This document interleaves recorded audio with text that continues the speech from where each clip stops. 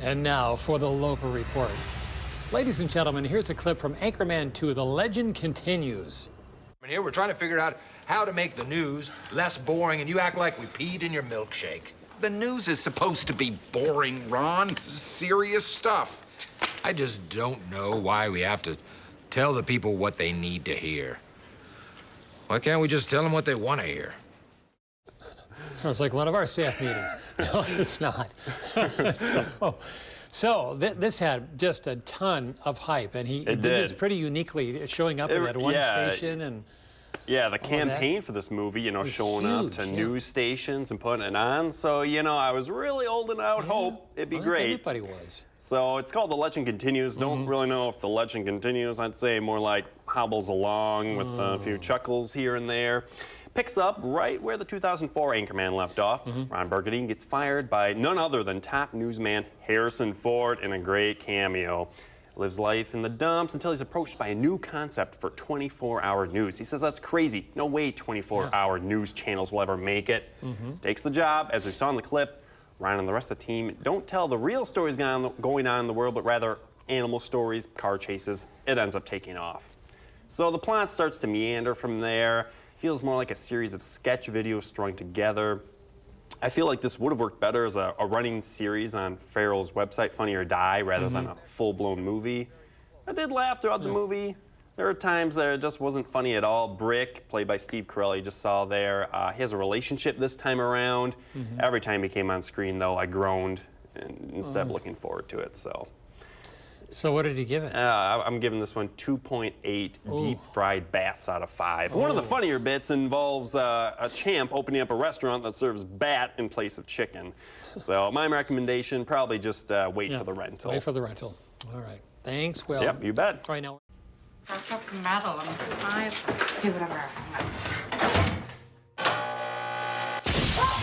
Oh! Another fire! No, Danny, not that one. That one's empty. We gotta use the big one. That was a clip from American Hustle, which opened wide this past weekend. Is it the masterpiece of the year? Well, let's ask a reviewer. Will Loper. It's getting some darn good reviews. Very good reviews, and it's got a great cast. One of my new favorite directors, David O. Russell. Stellar reviews. Thankfully, it's actually pretty darn enjoyable. Good. So, Christian Bale and Amy Adams, they play con artists who get busted by FBI agent Richie DeMasso. It's played by Bradley Cooper. In exchange for letting them go, he just wants them to help him nab 4 other criminals. But then Cooper starts to get greedy, wants to take down a corrupt mayor, played by the always great Jeremy Renner. Then he starts to get even more greedy, wants even higher politicians. That's when the problems really start. What I really like about this movie is it takes people who aren't that great of human beings to begin with. By the end of the movie, you're rooting for them. So Christian Bale and Amy Adams, the con artist, yeah, he gained 40 pounds for the role. But by the end of the movie, you really feel for them. But then good guys, supposed good guys like Bradley Cooper as the FBI agent, it shows their dark side. So it's kind of role reversals, looks at the gray shades of humanity. First half of the movie takes a while to get the ball rolling. It's all deceptive twists and payoffs in the second half.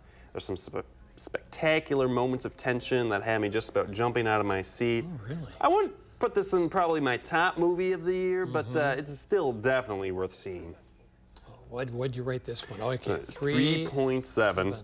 Elaborate Christian Bale comb-overs out of 5. He really did shave the top of his head for the movie. Boy, he does elaborate work for his roles. He really does. He gains weight, pounds. he loses weight, puts on muscles for Batman. So he's really committed, and he was great in this movie as well. Very good. I want to see that one. I would recommend it. So another one that's you're going to do the Wolf of Wall Street. Wolf of Wall Street. Very highly anticipating this one. So another Scorsese movie, and then Secret Life of Walter Mitty, Ben Stiller. So I hope that one does well. It's getting so reviewed. It is, but we'll find out.